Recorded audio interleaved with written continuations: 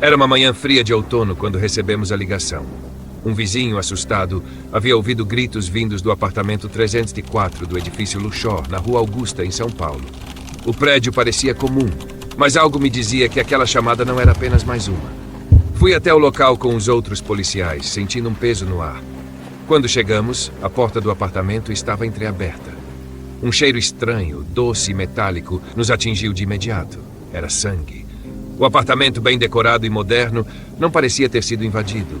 Mas havia algo de errado, algo no ar que não estava certo. O silêncio era denso, como se o próprio apartamento estivesse esperando por nós. Adentrei o quarto e a cena me paralisou por um momento. No centro da cama estava o corpo de uma mulher jovem, com um corte profundo no pescoço. Ela estava deitada de costas, como se estivesse apenas descansando, mas o sangue ao redor deixava claro que isso não era verdade. Não havia sinais de luta, nenhum arranhão ou ferimento que indicasse resistência. Apenas aquele corte preciso. Ao lado do corpo, um copo de vinho meio cheio e um livro aberto estavam sobre a mesa de cabeceira. Tudo parecia normal, mas havia algo estranho. Um bilhete, preso no espelho, dizia: "Você é o próximo." Aquelas palavras ecoaram na minha cabeça. Quem seria o próximo? E por que essa mulher? A vítima foi identificada como Isabela Martins, uma arquiteta de 32 anos. Ela morava sozinha no apartamento e aparentemente levava uma vida tranquila. Era bem-sucedida e tinha uma carreira promissora. Mas ao investigar mais a fundo, descobrimos que Isabela estava envolvida com um homem casado, Eduardo Costa, um empresário importante da cidade. Eduardo foi o primeiro suspeito, mas ao interrogá-lo, ele parecia nervoso demais. Quando lhe perguntei sobre Isabela, ele disse que ela era apenas uma amiga. Mas algo em seu olhar me dizia que ele estava escondendo algo. Ele tinha um álibi. Estava em uma reunião no Hotel Unique durante o horário do assassinato, mas sua história não parecia totalmente convincente. Decidi voltar ao apartamento, sentindo que algo importante ainda estava por ser descoberto. A cada detalhe que eu olhava, mais estranho tudo parecia. O copo de vinho, que já tinha sido analisado, continha cianeto, o que significava que Isabela foi envenenada antes de ser morta. O corte no pescoço não tinha sido a causa da morte, mas um detalhe para encobrir o verdadeiro assassinato. Enquanto revistava o quarto, encontrei algo que chamou minha atenção. No armário, escondida atrás de algumas roupas, havia uma caixa de sapatos. Dentro dela, encontrei fotos de Isabela com Eduardo, bilhetes de amor e um revólver. Estava descarregado, mas o número de série estava raspado. Era óbvio que alguém estava tentando incriminar Eduardo. Mas quem?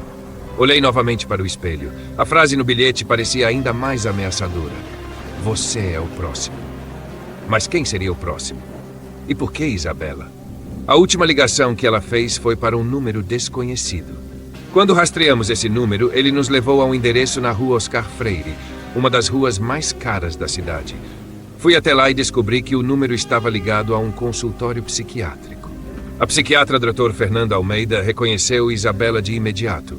Ela era sua paciente, mas estava assustada. Alguém a estava seguindo, disse a psiquiatra.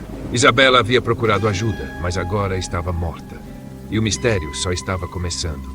Naquela tarde, a sensação de estar sendo observado não me deixava. Algo maior estava por trás da morte de Isabela, e eu estava mais perto de descobrir do que jamais imaginava.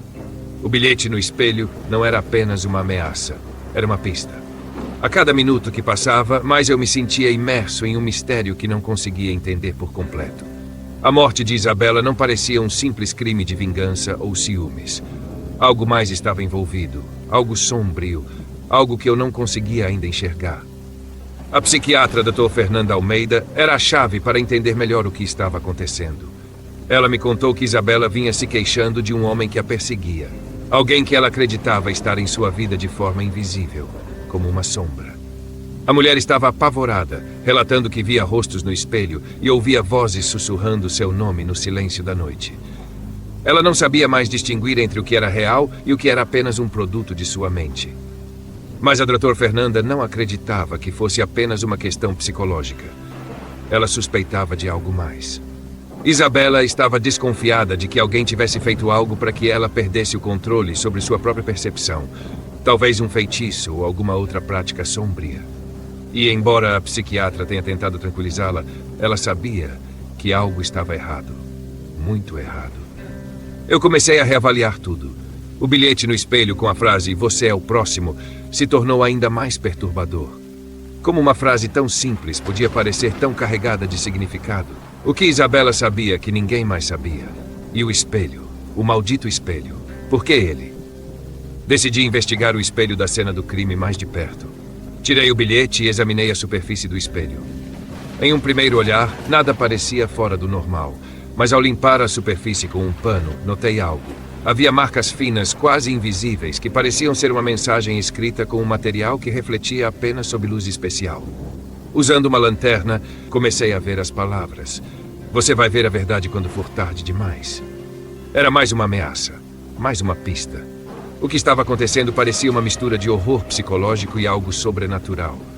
Mas por que Isabela? E pior ainda, quem mais seria a próxima vítima? O número que Isabela havia ligado antes de sua morte, quando rastreado, nos levou a um antigo casarão na zona sul de São Paulo. O casarão estava abandonado, mas uma sensação pesada e opressiva pairava no ar. Como se algo de mal, muito mal, tivesse acontecido ali. Entrei no local com a equipe, mas ao percorrer as salas escuras e empoeiradas, nada parecia fazer sentido. Não havia pistas visíveis, mas uma sensação de frio aumentava à medida que avançávamos. Cheguei até um antigo espelho no corredor, e então percebi que as mesmas marcas que haviam aparecido no espelho da cena do crime estavam ali também, desta vez visíveis a olho nu. Você é o próximo estava gravado de forma nítida. A sensação de que estávamos sendo observados era intensa, como se algo estivesse nos esperando. Uma presença invisível, mas palpável, pairava sobre nós. No fundo, algo dentro de mim começou a perceber que estávamos lidando com algo que não podia ser explicado. Uma entidade ou algo além dos limites da lógica.